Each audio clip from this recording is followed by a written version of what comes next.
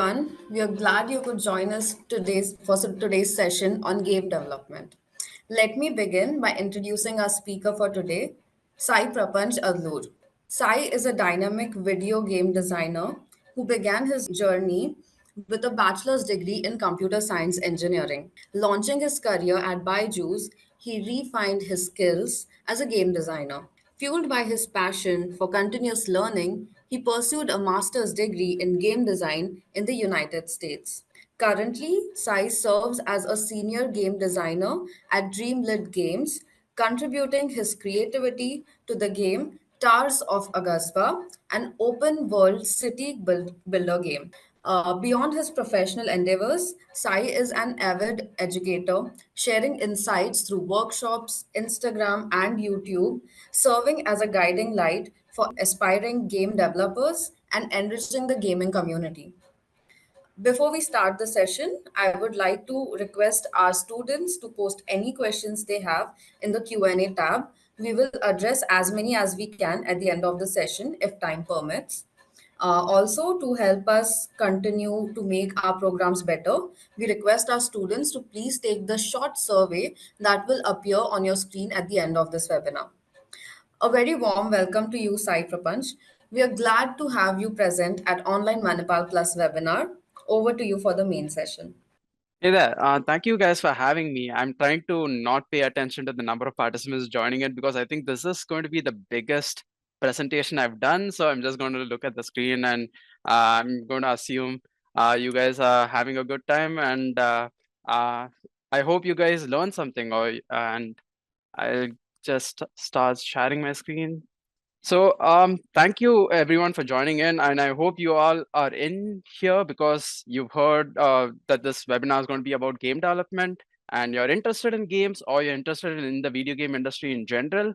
No matter, I'm going to keep this presentation really broad so that it's as applicable to as many people as possible. And even if the topic says concept to code, I know the word code can be a little overwhelming to some people, but trust me, it's not going to be like incredibly technical. I'm not going to touch on any technical aspect of things. And the video game industry is not all about coding and programming as well. So I am going to try to be as broad about the industry and show that the video game industry is pretty much for everyone. And a few notes before I get started. One note is, please don't call me sir because I don't want to feel as old. I know I'm getting to the later stages of like 20, but I don't want to feel old. So just call me Sai. I'm more than happy with that. Two, in case you find the presentation boring, hopefully the posters in the background keep you interested and you can start judging me from that. But with that said, I'll get started with a brief introduction. I know I was given a more than gracious introduction already, but moving forward to a little bit about myself. Um, as mentioned before, I did do my bachelor's in computer science engineering. I'm originally from Chennai for context, and that's where I did my computer science engineering. And essentially got into computer science engineering because back then I wanted to get into video games. I loved playing video games as a kid, and I didn't know where to start, right? Like no one in India really talks about the video game industry. It's a relatively young industry, and there was no one for me to talk to about knowing, hey, how do I get into it? I didn't really have a neighbor next door who was in the industry. That's not very common. So the only thing I knew was, hey, video games work on computers, so I should know computer science engineering, which was genuinely the only reason that got me into computer science engineering. But then I realized that nothing much in most undergrad universities really teach me about game development. So that's when I started going online, trying to learn on my own. I started doing online courses on Udemy, on Coursera, and looking at YouTube. And that's essentially how I got my start. I started building like a few game projects, and then I started looking for internships in game development and trying to find my way into game studios in India. And I was lucky enough to get an internship at Byju's as a game designer back in 2018, which I eventually translated into a full-time job there as well. We were working on mobile games with Disney so it was a great experience. And that's where I got to meet my boss and my mentor, there who taught me a lot about game design, and that was my first introduction to the gaming industry. And anecdotally, this is how I got to know what kind of industry it is. Went into my first job like full buttoned up shirt, tucked in, pulled up my pants, zipped up my pants, and wore my belt and all of that. And then I go to meet my boss, and he's just this like middle-aged guy wearing a hoodie with like a baggy shirt, and it's like, "Hey, macha, how's it going?" And that's how I knew that the video game industry is just a fun industry to be in, and that's where I knew I'm going to fit right in. But after that, I realized that I wanted to focus more on PC and console games, which the Indian industry was not really at the level of transitioning fully into, which made me go into my master's in game design in the US because I wanted to enter the US gaming industry. During which time I learned a lot. I met a lot of people from different cultures. I started making more advanced game projects, which eventually translated into me graduating and getting a job in a small but very ambitious game studio called Dreamlit Games as a game designer in 2021. And we are working on this game, Towers of Agaspa, which you see the poster of on your screen here. So Towers of Agaspa is an open world city building game, which is kind of like a middle ground between The Legend of Zelda and Animal Crossing. So it's like an open world like Legend of Zelda, but with like city buildings elements like Animal Crossing. We were showcased by PlayStation last year. So it's going to come out on PC and console. It's available to wishlist on Steam if anyone cares to look it up. Extra brownie points if you do wishlist on Steam and watch our trailer on YouTube. But this isn't a presentation for me to market my game to you guys. This is instead about the video game industry in general. So let's start into first understanding the video game industry. So the video game industry is actually really massive. Like in 2023, it generated over $184 billion. That is a lot of money in this industry. And looking at the chart that I've added in here, you can see that the boom really started towards the early 2000s. The video game industry was already really popular with the arcade market back in the day. I don't know if anyone here has actually played in those arcade machines. It's a blast if you haven't. But then the revenue really started piling in when the mobile games market introduced the whole concept of free to play games, and that's where it really took off. The revenue that got generated is insane, and India is actually like really high up in that market. India is one of the top 5 markets in the mobile games industry. We are not as high in like PC and console, more because I mean Indians don't really want to spend too much money in general, right? But um, with also mobile companies being I mean mobile phones being a lot more accessible in India, it was ripe for mobile games to take over, especially with their free to play models.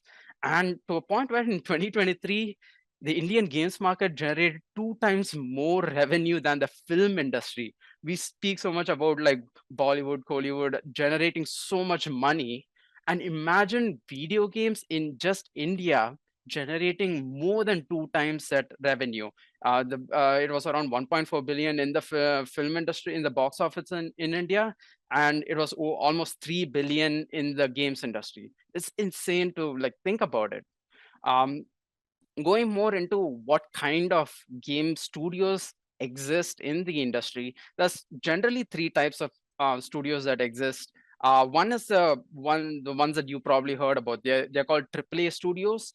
These are your Rockstars. These are your Ubisofts, your EA, the big names essentially, where they have a multi-million dollar budget. It's like they're probably spending over like $50 million, so $100 million or more on developing their games. The games usually take around like 5 to 6 years for it to come out, and they have an insane number of employees. They have like 500 plus employees spread out across the world. Like Rockstar, for instance, has a studio in India. I think it's in Pune. I could be wrong, but I think it's in Pune, and they usually have like huge budgets and huge publishers, and they hire for very specific roles. They have the money to hire a bunch of people. Moving on from that are the lesser known or lesser identified studios, but which are still really like impressive. And going into like double A studios, which are again big studios, but nowhere as like huge as the Rockstars and the Ubisofts. An example of this is Obsidian, who they for those who are more into like gaming, you might be aware of a studio like Obsidian. They're not like a household name, but again they're big studios, $1 million. They have a decent amount of money, and they're usually hiring between 250 to 50 employees. um, they again hire people based on the kind of games you make. The quality is going to be slightly lesser, as in the production quality. The games are still incredibly fun, but the production quality is like maybe one step lower, just because the budget isn't as high. And then the other type of studios that you end up having are indie studios. Indie studios are basically your startups. They're basically independent studios, which are essentially startups just coming up with a slightly more limited budget. They don't have huge spending capacities. They're usually not as well known, and they have a niche audience, or they're just coming up.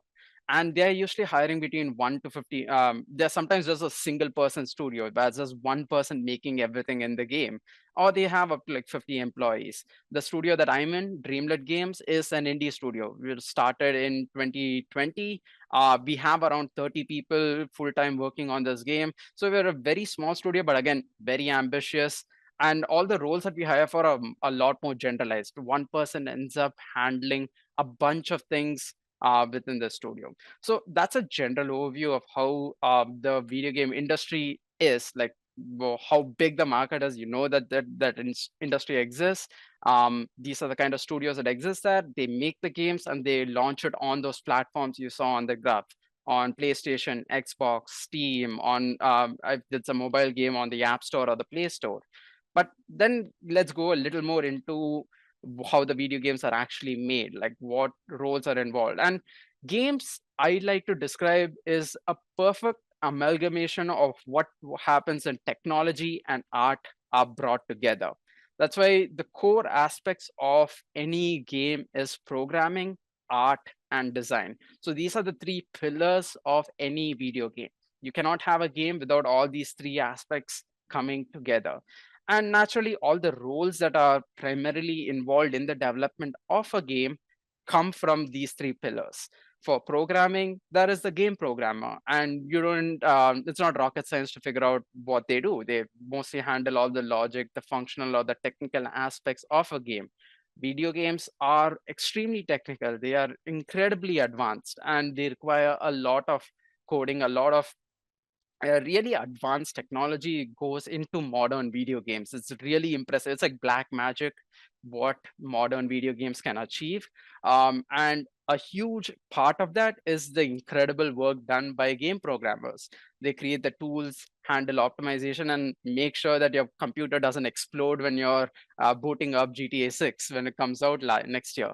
So and they make sure that the game actually works well and runs well and functions as it needs to. Then comes the game artists, and these again, it's kind of straightforward for you guys to guess what artists are. They're the ones who handle the visual aspects of a game.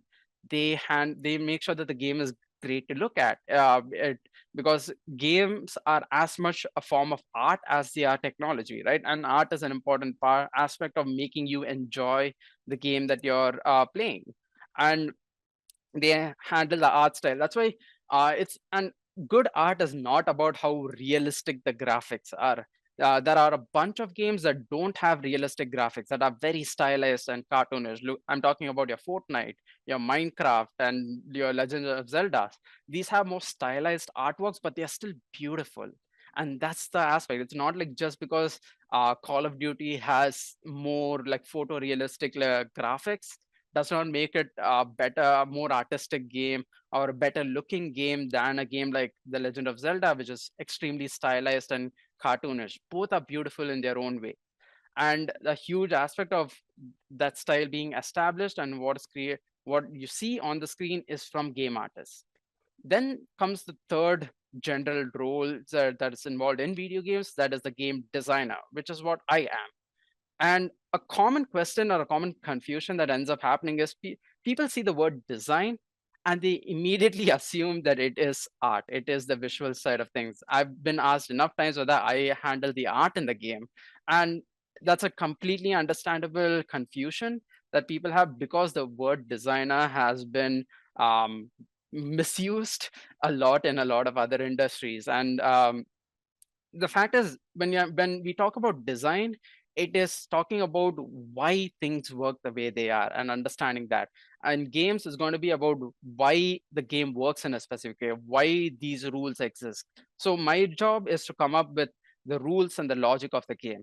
It's trying to figure out where a specific enemy should happen. Why does the player have to run at this speed? Why should they be only be able to jump this high? Coming up with rules and logic and under reasonings like that is the role of a game designer. And our primary focus is to understand what the intended experience of a game is and try to come up with rules that try to achieve that experience and make sure that a game is fun. Because regardless of the technology and art of a game, the primary focus is a game is fun to play. We all play games to have that experience, right? So my job as a game designer is to find ways of how the game can be made more fun with the tools that we end up having. But these aren't the only roles in video games. It's not like the game studio is only comprised of programmers, artists, and designers. There are a bunch of other supporting roles involved in the production of a game as well. And there's a general list of all the gaming professions that I put up on the screen.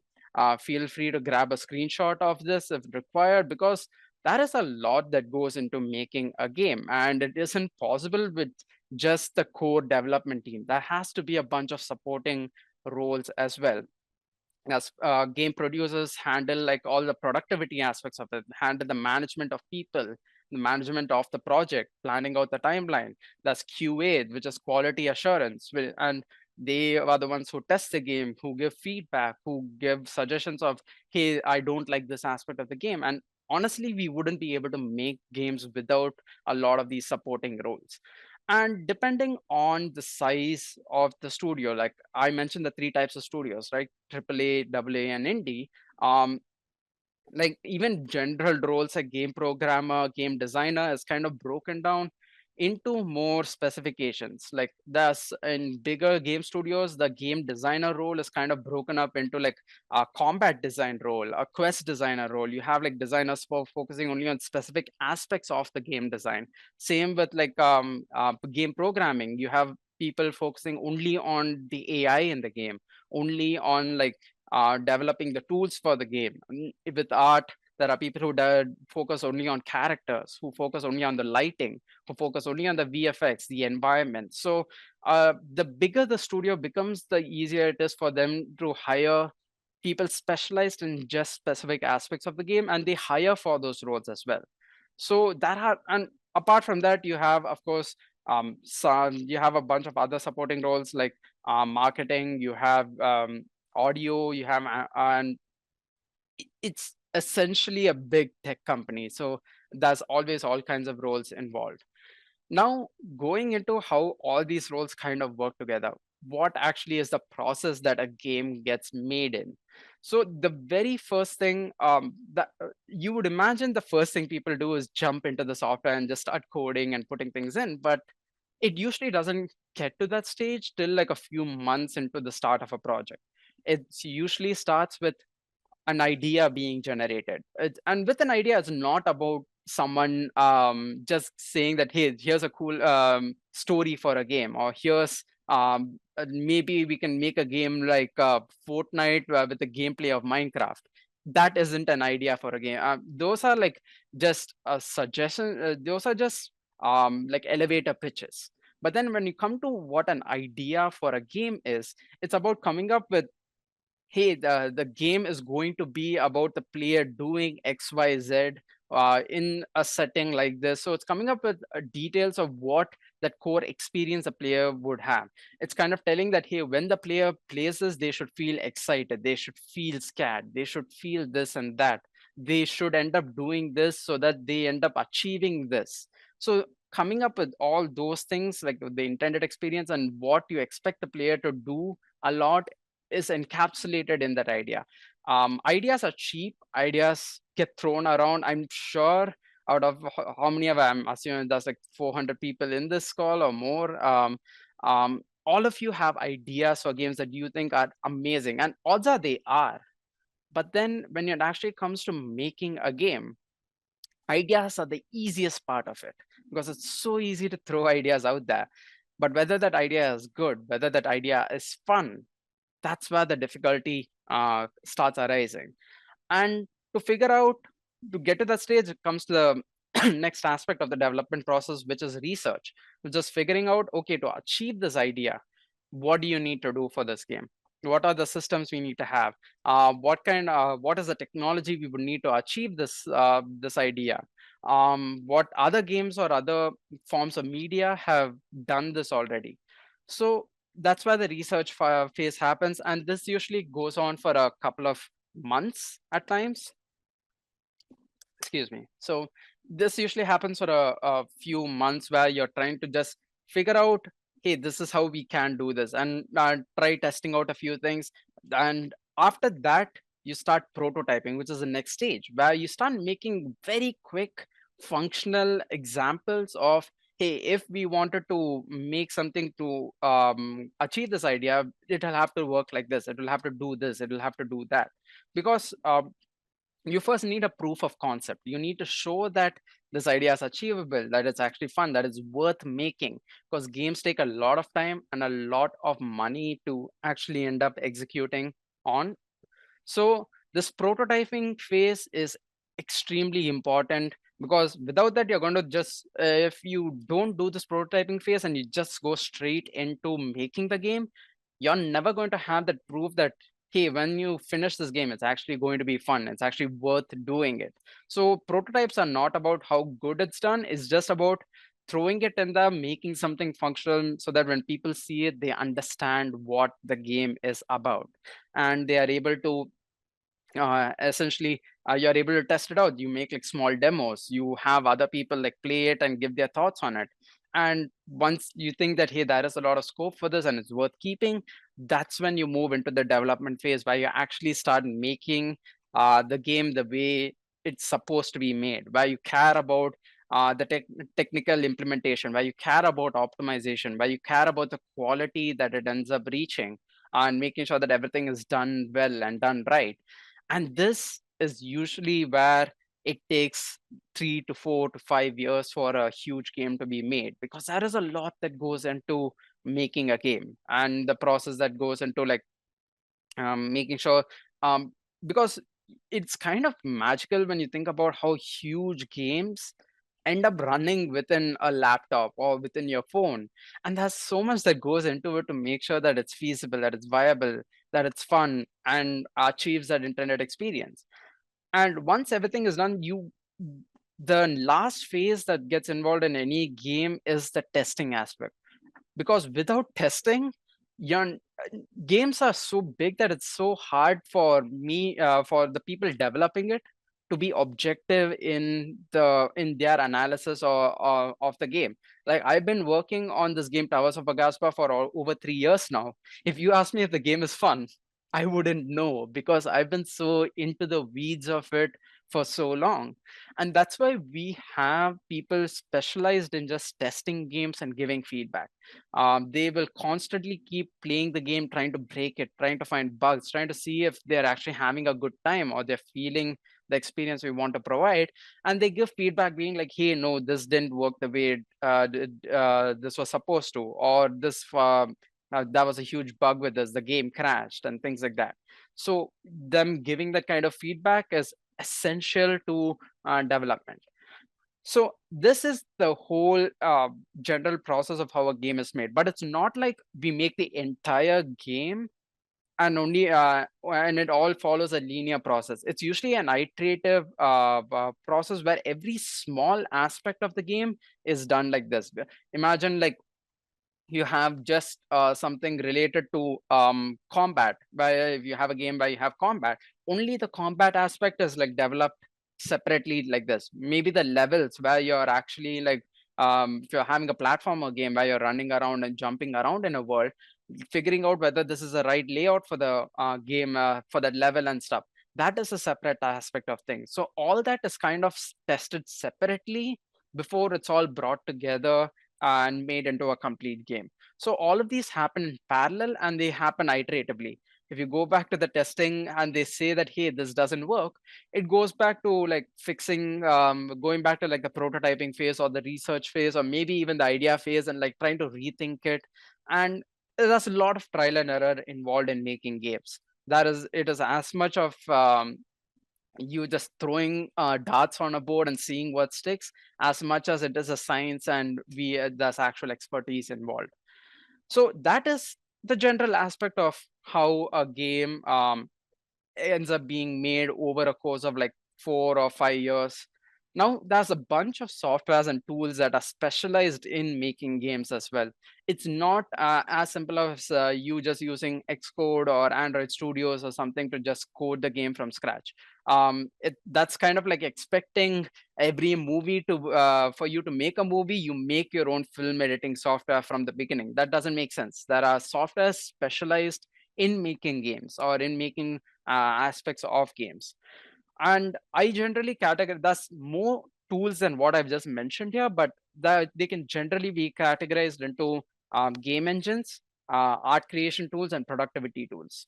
Game engines are essentially the core software involved in the production of a game. They are kind of like your Android studios. They handle the integration of like code for the physics in the game, the graphics and stuff like that. It kind of brings everything together. And most game developers, when they're working on a game, they work on this game engine. They are working within that software. That is the thing that's able to handle all your graphics integration, that they are able to test things on, that they when programmers make the code, they're usually coding it into this game engine. And that is and the designers are the one placing things within the world inside the game engine. And this is the most important tool in making a game. The game engines that I mentioned here, Unreal Engine, Unity, and Godot, are free, are open source game engines that you can download for free and start using right now. There are no like licenses you need to buy to start making a game. And with Unreal and Unity, you only start actually having to pay them once your game earns more than like $1 million or something. So essentially, they are, it is, and these are incredibly powerful tools as well. Godot is a Python-based game engine which is completely free, no fees, nothing. You make a game on Godot, it is all the revenue generated from it does not go towards Godot themselves. It is all yours because it is a completely open source and free tool for people to use. So game engines are incredible pieces of software. Like people are making movies on these software, on these softwares. Like a lot of high budget Hollywood film productions with with VFX and animations are being made in things like Unreal Engine and Unity because they are that powerful and they are free. You can download, if your computer can handle it, you can download it for free right now.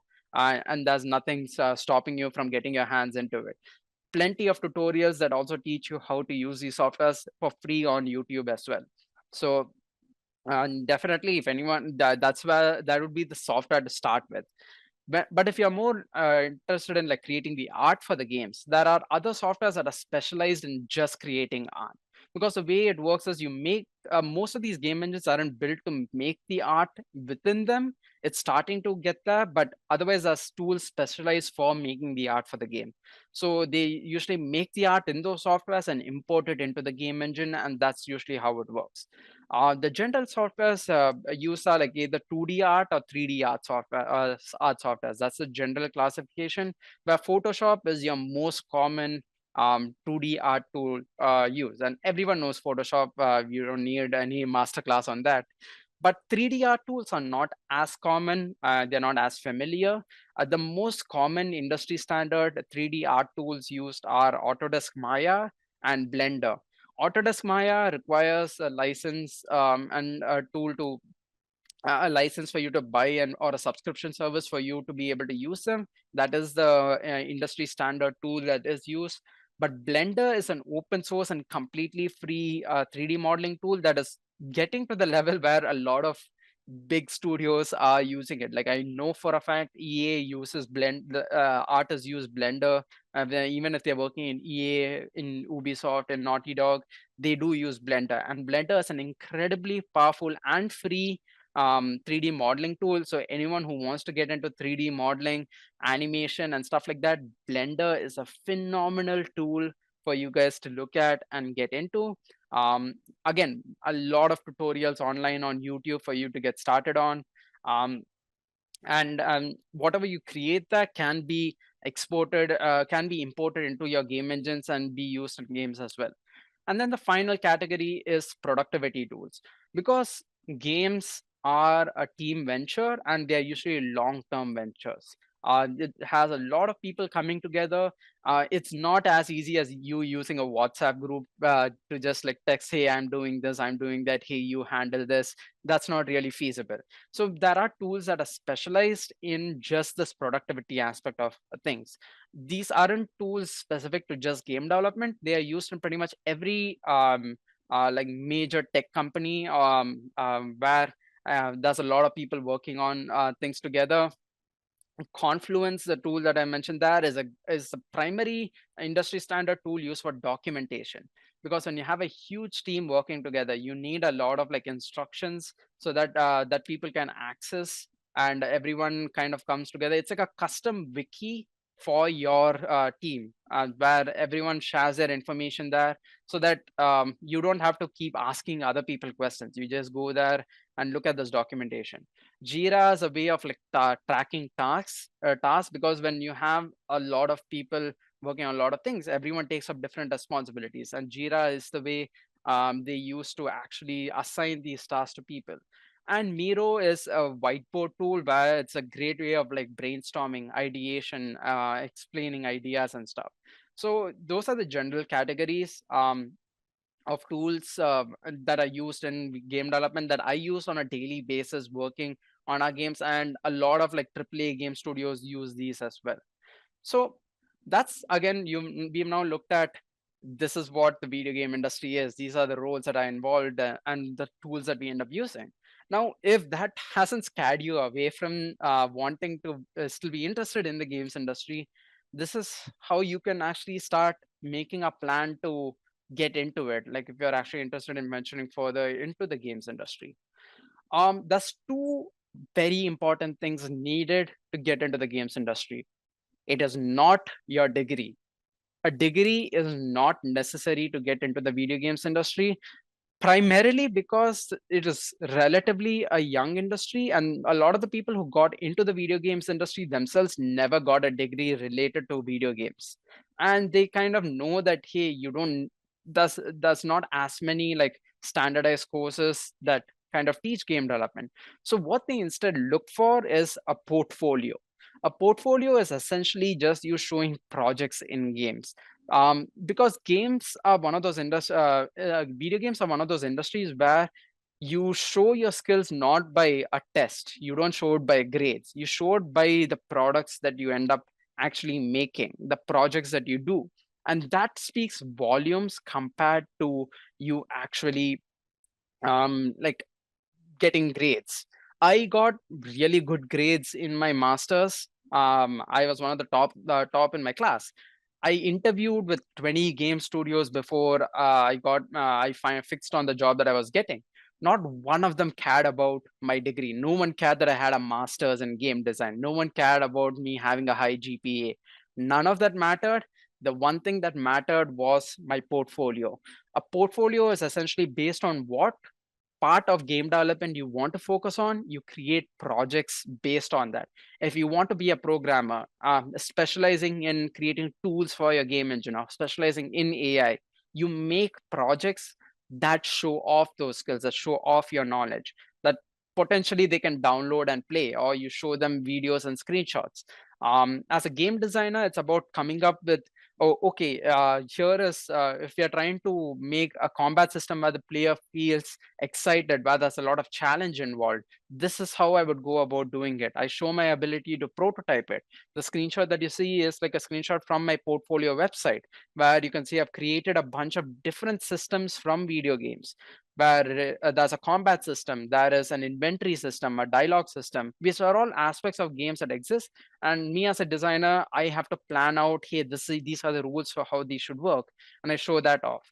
If you're an artist, you make a portfolio showing off your 3D modeling skills of like a character or an environment and show, hey, I can optimize this for a game. I make this well enough that it can run in a game. It looks great. I'm specialized in understanding these different art forms. So you basically need a way to show off your skills, and that is done through a portfolio to get into the industry. The other, after you are in the industry, your experience or the kind of games you work on are what matters, and the projects you end up making should also be relevant to the kind of industry, to the kind of game studio that you are trying to join. For instance, if you want to join a huge studio like Ubisoft or Rockstar or something like that, if your projects are filled with hyper casual mobile games, that's not going to get you into Rockstar because they make completely different kinds of games. You cannot make a platformer game and expect to get into a game studio that makes an open world action RPG, for instance, because the skill sets and the knowledge required to make those two games are completely different. Like the technical skills are the same, but the knowledge involved and your decision making is not going to be the same. So that's why you need to make projects relevant to the kind of studios you want to work towards. I managed to get into a studio like Dreamlit Games because I made like things like the melee combat system where I showed like, hey, in a 3D action game, this is how I would make my combat. I had the dialogue system because there's narrative involved, and I showed, hey, this is how I would create a dialogue system where you can tell stories in games properly and stuff. So that is a really important aspect that you absolutely need to get into the industry. The second aspect is networking, because uh, the video game industry is actually very close knit. Like I even the Indian games industry, everyone knows everyone. I know people who are like very high up in the games industry, and they know people who are again who are very high up in the Indian games industry. So um, their opinion about you, how you interact with them, and how you get to know them plays a huge role in them wanting to hire you, because the games industry is super competitive. For like even a single role, because people love games so much, you're going to have like 500, 600 people applying for those jobs. And regardless of your portfolio, your uh, direct connection to these people is what is going to make them pay attention to you. And that's why networking is really important. So it's really important for you to connect with people in the industry. um, Make sure, ask them questions, get feedback from them, build a relationship with them that makes them interested in you, aware of you, sure, and see that they're able to see your growth and development as a game developer. So that's why LinkedIn is like super useful for something like this, where you can I'm relatively active on LinkedIn, where I'm connecting with a lot of people. I post my analysis of games and game design, I post my projects there and stuff. And I've reached like I'm connected with a bunch of people in huge AAA studios, and I know for a fact, if ever in the future if I want to join those studios, they know who I am. And that is a huge plus. So networking is incredibly important. You can message these people, they're usually very responsive, and they give you really good advice as well. Because there is no one who can give you better advice about getting into the video game industry than people in the industry already. It's not going to be a professor, not going to be someone in the in academic institutions. It's going to be people in the industry. So reach out to them and connect with them. That is going to be incredibly important. Now, if you want to find jobs in the industry, there are there are a bunch of websites where you can look at. LinkedIn, of course, is like everyone is on LinkedIn. Every game studio and company is on LinkedIn. So a lot of them post their jobs there. But there are other job search websites that are focused specifically on game development. They host jobs only for game development. Hitmarker is usually the best place to find jobs in AA and AAA studios. They show jobs from all over the world. Work with Indies is a website that is focused just on showing job listings for indie game studios. That's because they don't want the bigger game studios like overshadowing them, and they give them a spotlight. Indie game studios are a great way to enter the industry because you get to do a lot. for joining them. Usually the barrier to entry is slightly lower, so it gets you the experience you need. And there's also a website called Game Dev Map, which is a great website for finding where specific game studios are around the world. Like if you go to gamedevmap.com and you search for Bangalore, if you search for Mumbai, if you search for Chennai, they will list out the game studios in that city, which is incredible if you're trying to stay in a specific city and trying to get a job there. But then a lot of game studios these days also hire remotely. So right now the barrier to entry into the gaming industry is lower than it's ever been. Um, Now, an important question. If all this hasn't, if you've not dozed off, if you're still invested and interested in everything about the games industry, should you actually enter? Is it worth you joining? And I'm not going to mince words. I'm not going to go and tell everyone has to join the games industry. It's not for everyone. The gaming industry is a difficult place to join. That's absolutely pros. That's a huge benefit to the video games industry. That's the growth is immense. It is one of those industries that's always at the top of like the tech ladder. We are always innovating. It's always like the one of the most innovative forms of media out there, and people love games. And the salaries are good. The salaries are I'm definitely like in a comfortable salary. It's not the highest, but I'm able to live comfortably with that. There's a lot of other departments and specializations that it overlaps with. And if you love games, you're going to love being in game development, because I go into work every day loving what I do. I love the fact that I'm able to create things that I know people are going to enjoy. That when I see things that as a kid I've always been like, damn, I wish I could create something like that. And I go into work every day doing that very same thing and showing that I'm able to share what love for games I have. I'm able to create things that will make someone else fall in love with games, have a great time. That is extremely rewarding for me, and I love what I do. I think I have the best job in the world because I love video games. And if you're passionate about games, it is definitely a very rewarding industry to be in. The cons, of course, is that games, it is a very competitive field because there is so much passion involved in video games. Getting into the video game industry can be incredibly challenging. There are way more people trying to get into the industry than there are jobs available. So it is highly competitive. It is not easy to break in. Um, a lot of tech industries do pay better. If you're trying to get into more software as a service companies or social media companies and things like that, a game programmer for those companies in the US, and I'm talking more in the aspect of US. If you are a game programmer in a game company, you can earn like $100,000 to $150,000. Whereas with the same level of experience, if you try to join a tech company, you're getting around $200,000 as a base salary and stuff. So it isn't as high as other tech companies. So if your goal is to make money, there are games and game studios pay well, but not it's not the highest you can go. So that is something for you to take in mind. And games are hard to make. As much as I love making games, that is there are obstacles in every step of like trying to create a game. There are challenges constantly, and it is hard. It is a lot of work, and you need to be prepared for the effort that goes into making a game. It's not easy. It's not a job that you don't spend your entire day just sitting back and playing games. Playing games is a part of your job, but there is so much more that goes into it that makes it a very challenging and hard industry to be successful in and do well at. And of course in India, because video games are so new, there's no like standardized path to like getting a video game industry job. If you want to like m- become a lawyer or become a data scientist or whatever, you kind of have a path laid out for you. You kind of know, hey, if I do XYZ, I will get a job in that industry. The games industry is not as straightforward. That is a lot of your own research that you have to do. That is a lot of usually what you learn in your classes and stuff is not enough. For to get into video game development, you have to do a lot outside it as well. And final challenge or con, and probably the most difficult one is you have to convince your parents. I know I'm not the only one who, it's the Indian society where people are usually thought that games are a waste of time.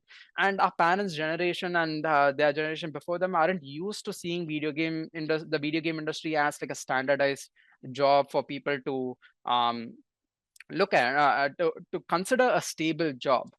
And they're just they're just not secure about something they are not familiar with, and that is going to be a process of like trying to convince them. I was fortunate where my parents were very open in me trying out new things. I know that's not always the case, and that is going to be a challenge if you're in a situation where your parents do have influence over the decisions you make. So that is the general overview. I think I have some time to show like a very small demo of a game, of how it's made. I'm just going to switch really quick into the Unreal Engine software. So this is the Unreal Engine software. This is what I specialize in, and this is what I usually make my games in. And this is how the software ends up looking. It's usually a 3D world that you can move around in to like design things. You can place 3D objects in here. You can move them around and place them. The code is usually written in something like Visual Studio, but can be linked in here. You can write special kinds of code even inside Unreal Engine, and this is usually how the process ends up going. Like this is a sample project used for building games. So if you played games like Fortnite and Valheim, you know you have those building stuff where you're able to build things constantly in, right? So this is an example of how such a project would end up working. So this is me moving around in this world. So it's a 3D character, and this is how, if I'm testing things as a designer, I would usually give instructions to programmers and artists of being like, hey, I'm making a building system right now. This is how I want it to work. I want to be able to do these this and this, and I want the player to, for instance, with this building system, I would say I want the player to have the freedom to build a house in a convenient way. So I will give them instructions on, hey, these are, I'll give the artist instructions that, hey, these are kind of like building pieces that we would need. I would give the programmer's instructions like, hey, the player needs to have an easy way of like accessing building stuff. It needs to use materials like wood and stone and metal to be able to build things. I need to be able to build things on top of each other. So I will give those instructions with like details of how I want things to work, and the engineer and the artist will create the tools. For instance, now the I can be like, okay, I need an easy way to select what I can build. The engineer will make a basic tool. I will give them like instructions on how I want that to work, how I want the process to work, and they will recreate that. Then they will make it functional. So now there is a radial menu that lets me easily pick what structure I want to build. And if I do select it, I would have given them instructions where, hey, the player needs to know whether they are allowed to place something in a location. So let's make it green in color if they can place it, but if they can't place it, it has to be red in color. So I give them those kinds of instructions, and they write the code to do that. And I will ask tools like, hey, I should be able to set how like how high I can raise it, how low I can raise it, and then when I press a button, it's supposed to create the object here. So those are the kind of instructions that I, as a designer, would give an engineer, and the engineer would make the tools like the code and the logic to do that, and the artist would create that actual 3D model that will have to be made, and everything is brought together. So this is essentially how you have 3D game engines work. So this is the kind of software. This is just an example, a small example of how a game is made in a game engine, and how you can kind of see get a glimpse of how programming, art, and design kind of all come together in order to achieve this a small sample of what is in a game. Right, there's so much that goes into making games, and this is just like a small glimpse of it. So I would definitely spend a lot more time showing this if I had the time, but I know we are slowly running out of time, and I definitely want to give you guys time to ask some questions, because I'm 100% sure you have plenty of questions that you want to ask. So feel free to ask whatever questions you might have, and I'm more than happy to answer those for you. Thank you so much, Sai. It was very interesting session, and it was great to learn about game development and how we can practically go ahead with this. So, students, please know that we'll try to cover as many questions as we can, depending on the availability of time.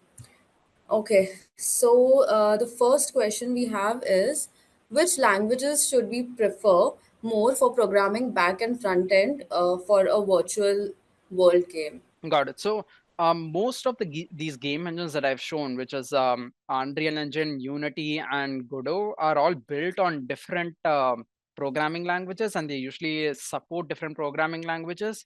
All of them are built on OOPS based languages. So that is one thing we everyone has to be aware of. But the most common programming languages are always C++, C Sharp, and Python.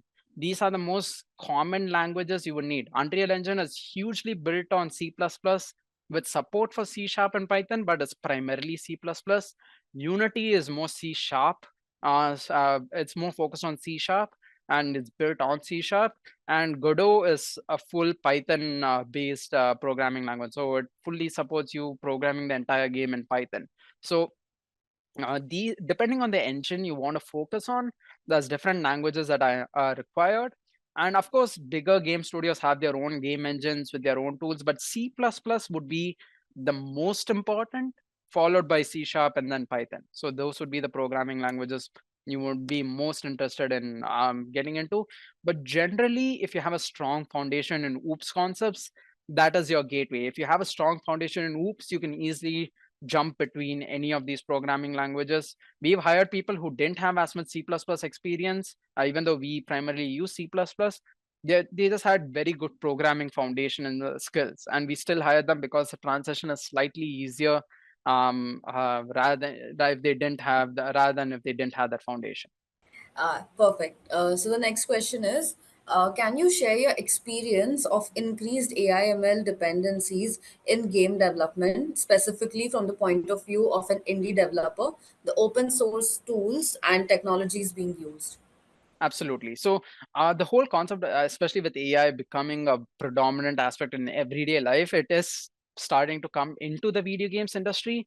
There is a level of apprehension with people integrating AI and machine learning and things like that into the games, just because there's a whole concept, there's a whole debate about the ethicality and the morality and the legal right of using AI, especially without knowing what its language model, like what its what the database it is learning from, right?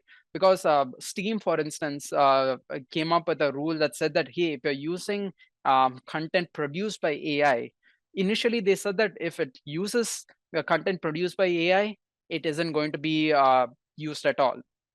And you're not going to we're not going to allow that. And now it's changing to be like, hey, you have to first mention it, we will review it and then see if it's allowed. So that is the whole generative aspect of AI, which I'm going to get out of the way. The more foundational aspect of AI, which is more about just machine learning and adaptability and stuff, has been used in games a lot. This is primarily used in things like animation and dialogues and things like that. For instance, with animation, Ubisoft games like Assassin's Creed and stuff have like brilliant animations, right? A huge way how they manage that is they don't make every single animation.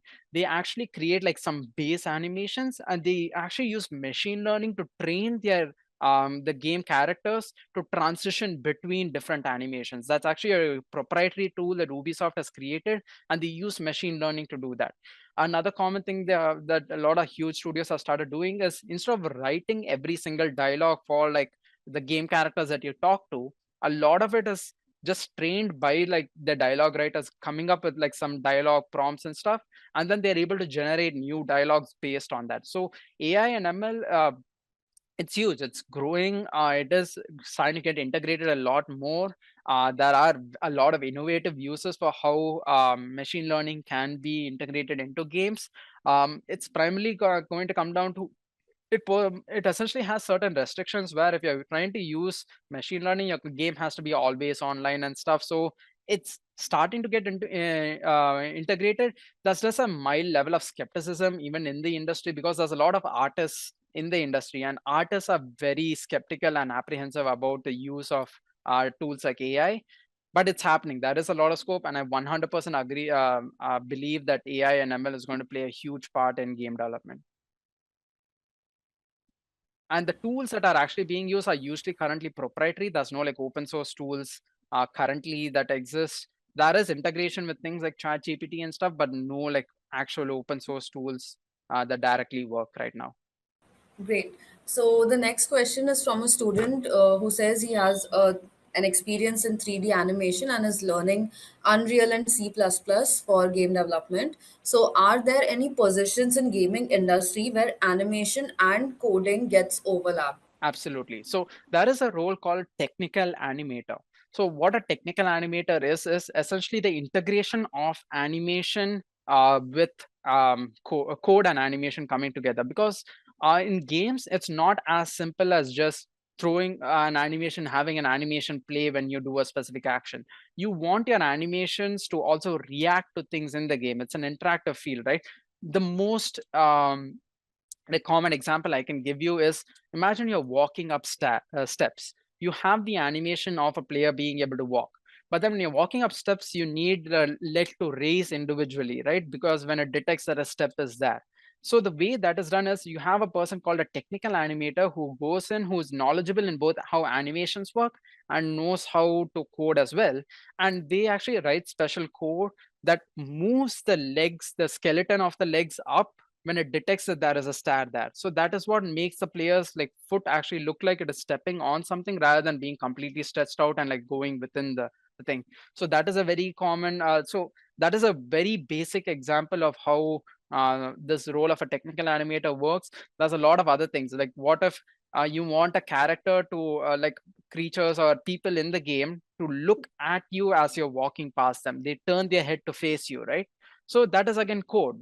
The animation kind of exists, or like general turning, but then the code is what fixes like, hey, now take the bone that is in the head, make it rotate the head in this direction when it detects that the player is within a certain range. So that is a role called technical animator. It is a very sought after, it is a very important role in video games, especially in like the higher game studios, because it brings in a level of polish and quality to games that is very important. So a technical animator role is essential for that. Okay, so the next question is the student wants to know a roadmap if he wants to learn game development from scratch along with the studies. Yeah, absolutely. So, the first thing I would recommend, and I did this as well, is identify which aspect of game development you want to focus on. Do you want to go towards programming? Do you want to focus on art? Do you want to focus on design? You can absolutely do all of them. It's just going to take a lot longer, and depends on what your goal is as well. Do you want to start your own game studio as an indie game developer? Do you want to for an example is a game called Stardew Valley, where it was made by just one person. He did everything: the coding, the art, the music, the design, all of it was handled by him. It just took him like 8 years to bring out the game. So it comes so that's the thing of like making a game on your own. And the other goal is like you joining a game studio, because when you join a game studio, they very rarely hire someone who's just an all-round person. They're not going to hire a person who is a quote unquote game developer unless like they don't really, it's a very small studio and they just want one person to handle everything. Otherwise, they're hiring for specific roles. They're hiring for a gameplay programmer, they're hiring for a level designer and the specifications like that. So it is, they say in the games industry, it is better to be a master of one than a jack of all trades. So I would say first identify which aspect of games you want to focus on. Take your time to do that, like learn about all these roles, see what you're most interested in. And then it's about you learning the foundational knowledge of like what is involved in like making games. There are incredible YouTube like different specializations, like whether it's programming, art, or design, have different tracks that you can follow to start learning this foundational knowledge. With programming, there's like brilliant courses on Udemy that I would recommend that you look at. I would recommend that for anyone looking to get into game development, so that they understand how a game is made, like just a technical understanding of understanding how art works, how game engines work and stuff. That is required for everyone.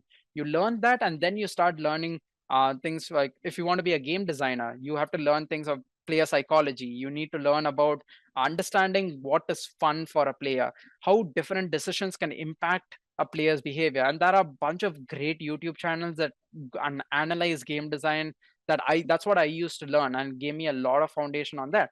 For programming, it's about and learning how game engines work. With artists, it's about learning how to model or create art in 3D modeling softwares. And you learn those, and then you start creating projects with it. And I would say, like, first start creating. But there are a lot of YouTube videos that tell you, hey, let's make a first person shooter game, let's make a action RPG game. I would first say start trying to replicate those existing projects and follow those steps so that you understand the process that goes into it. Then you take the next step of coming up with an idea. Make sure it's small. The big mistake most people do in their journey is, like, the first idea for just a project, they make it way too big, not understanding the time and the technical skills needed for it. So start small. Start with something like, hey, the only thing the player can do is move around and jump. That's all. Make a project related to that. Then take it one step further because you understand the skills needed to do that. Then make it like, oh, the player can also pick up things and they have different abilities. Then you start thinking about, hey, what if there's other enemies there, or things the player can interact with, like they can open a door, they have to collect a key and bring it to a door to open it. Start creating projects like that. So you start small and slowly start making it big. No project should take you more at the starting stage. No project should take you more than a month or two. And then you start building a portfolio of, like, then once you get the skills, you come up with, like, hey, this is a project that is going to show off my skills and knowledge. I'm going to come up with that idea. I'm going to create that project. It doesn't need to be an entire game. It needs to be a snippet. It needs to be a small system or a small feature that would be in a game. And you start building a portfolio.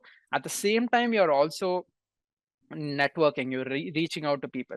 So I would say it's a long journey. It would take a person starting from scratch, I would say it would take them around a minimum, if you're because you're balancing other stuff as well, it'll take you around 2 years. It is a long journey. There's a lot to learn, and it will take you 2 years just because there is so much that you have to learn, but especially since you're balancing other stuff as well. So I would say, like, start if you follow those steps though, regardless of the amount of time it takes, it will eventually bring you to a stage where you're ready to enter the industry, or potentially even make your own game on your own, or form a team with other people and make a game as well. So, in the interest of time, we'll conclude our Q&A here. And thank you once again, Sai, for the very interesting session. And I'm sure our participants have learned something new today that's informative and useful. A big thank you to all our students. It's been great to see the level of participation. And students, before you leave, please provide us with feedback on this webinar by filling out the survey as you exit this session. Uh, a recorded version of this webinar will be made available on the LMS if you wish to view it again. And thank you again for attending and have a good evening. And a small, I know there's a lot of other questions that were asked that I couldn't get to. Feel free to connect with me on LinkedIn or on Instagram. If you put my name, Saiprapanch Adloor, the one good thing about the name is you're not going to find anyone else with that name. So you'll find me easily on LinkedIn or Instagram. Please send me a connection request there. I'll be ask me your questions there. Whenever I can get to it, I will. I love helping people who are interested in the video games industry get in. So feel there's a lot of questions that I know a lot of you have asked that I want to answer, but we are lacking the time, of course. Please shoot me those questions there on LinkedIn, and I'll be happy to get back to you as well.